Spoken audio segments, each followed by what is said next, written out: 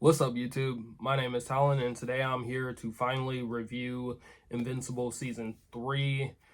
I'm not going to do a overall ranking 1 through 10 for this season. Really, I just want to stop ranking things because I can never really remember how I ranked either the last season or comparing it to something else. Will say that I enjoyed this season way more than I enjoyed season 2.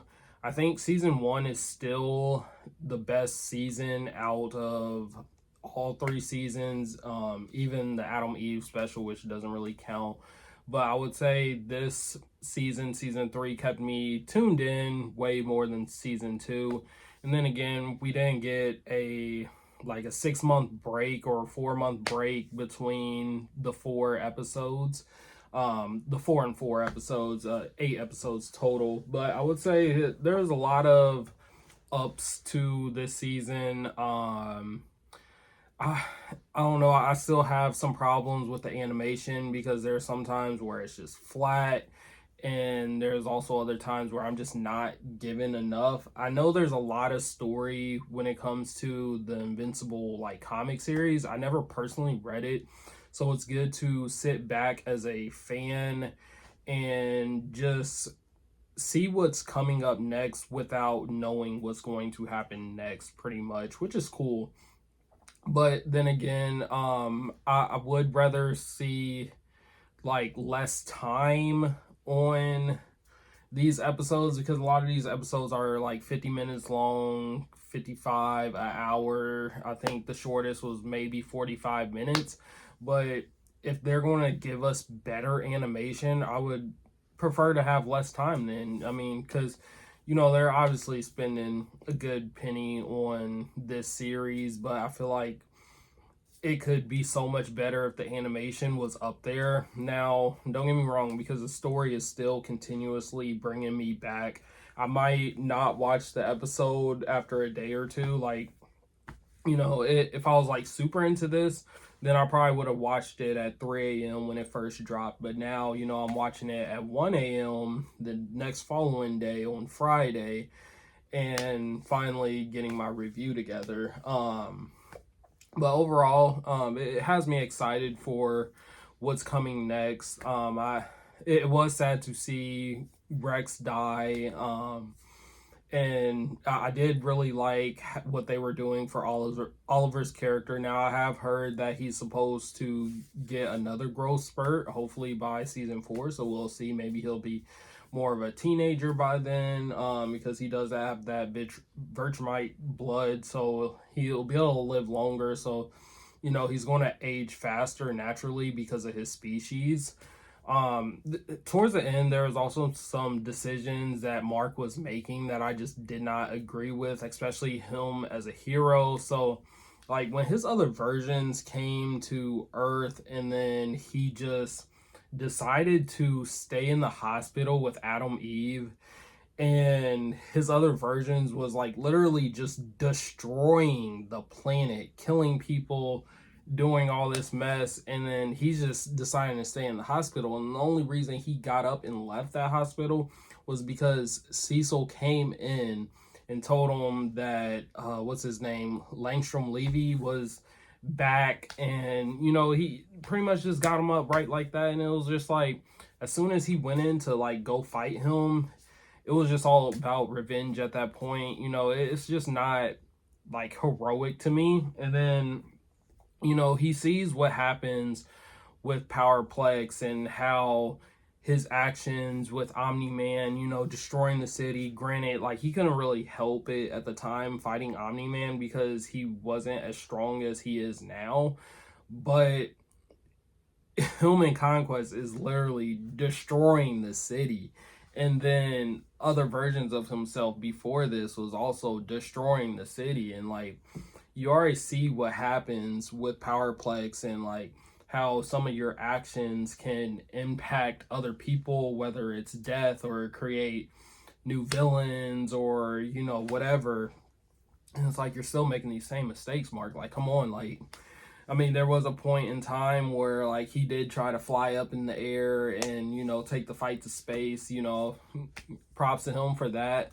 But I don't know, Mark. I get it that he's young, but I feel like he has so many mentors around him and people to like push him in the right direction. I don't know, he thinks that just because he's the strongest and like he's pretty much just fooling himself. But I know like him with the blue and black suit is more parallel to Spider-Man and his symbiote suit. That's what Robert Kirkman, the creator, has said before. So, maybe just right now he's just on a darker path and then he'll come back to the light or thinking more clearly, because there was some times where I honestly did agree with what Cecil was doing. Like you said, you can't be the good guys and save the world or whatever.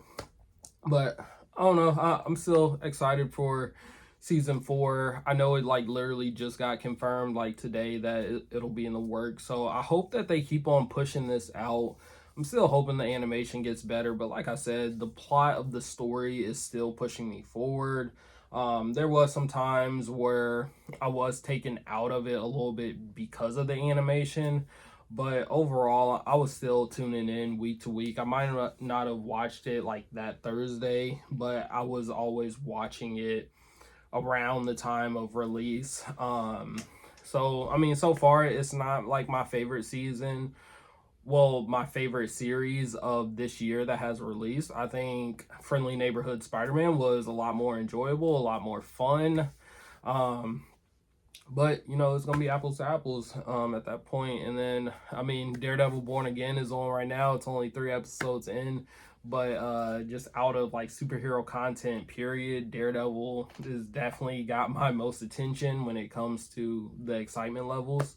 So we'll see whenever The Boys release this summer. And I think we're supposed to get that spin-off show of it. I forget what it's called. It's with the college kids. I was really into it. I think I did a review for it, or might have been before my time on YouTube. But overall, I liked it. If I had to rank it, it'll probably be between like an 8 and a 9. But like I said, I'm trying not to rank seasons anymore.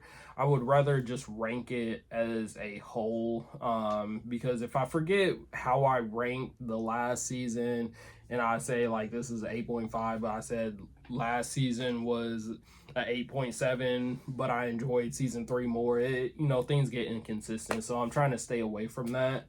But I did enjoy season 3 more than I did season 2. And then, of course, I think season 1 is the best season. So, all in all, it was good. I'll be tuning in for the next season, so expect some reactions for Invincible. I heard there's a video game on the way, a AAA video game. I'm hoping it's like a create your own character and you live in the world of Invincible. I think that would be really cool to do. Or it could be just based on the Invincible show and we just follow Mark again, I guess. But I would prefer a create your own character and you live in the world. Even if it's like a single player story game, rather than like a MMO, because we just have so many MMO games and they just don't last. But yeah, expect some reactions for that. I will not be reacting to the mobile game trailers if they bring out any more mobile games, because I was very disappointed when I thought it was going to be a console game and then it ended up just being a mobile game trailer. So stay tuned for that if we do hear any more news. Of course, whenever they do drop the season 4 trailer, I will be reacting to that, reviewing it as it comes out. So stay tuned. And of course, all other superhero things, anime things. I'm watching Daredevil Born Again right now. I'm trying to find a new anime to watch just to keep me going and put out a review. We also have some movies dropping this summer, so stay tuned. This weekend I will be at Indiana Comic Expo, so expect a vlog. I can't talk. Expect a vlog for that, and maybe like some unboxing and stuff. I'm trying not to get in too much trouble because I also have another con that's coming up in Nashville in like 2 months.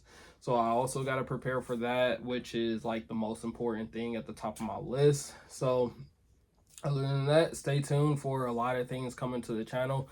Continue to like these videos, continue to subscribe, and I'll see you in the next video, guys. See you later.